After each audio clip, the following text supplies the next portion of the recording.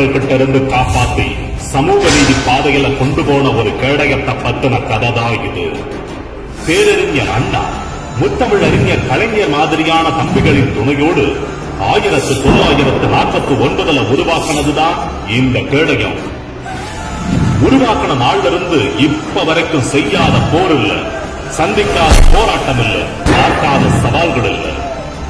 இப்படி அத்தனையும் தாங்கி மொத்தமா உங்க முன்னாடி நிற்கும் போதே தெரிஞ்சிருக்கும் இது கத்தியும் கடப்பாறையும் தடுக்கிற சாதாரண கேடயம் இல்ல, பாசிசத்தையும் மதவாதத்தையும் வேறறுக்கக்கூடிய வலிமையான கேடயம். இப்ப இந்த கேடயம் யார்கிட்ட இருக்குன்னா, இரு மாபெரும் ஆளுமைகளின் வழிவந்த போர் குணமும் போராட்ட குணமும் நிறைஞ்சிருக்கிற முத்துவேல் கருணாநிதி ஸ்டாலின் தார்மீக தலைவன் கிட்டதா இருக்கு.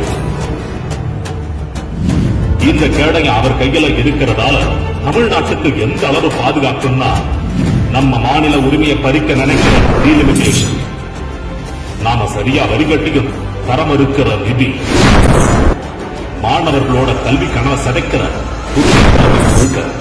மக்களோட வாக்குரிமையை பறிக்கிற இதெல்லாம் போதாதுன்னு மதத்தை வச்சு கலவரம்.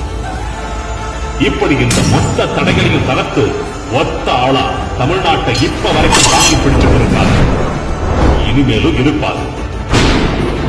அப்புறம் சொல்ல மறந்துட்டேன், அந்த கேடயத்தோட பேரு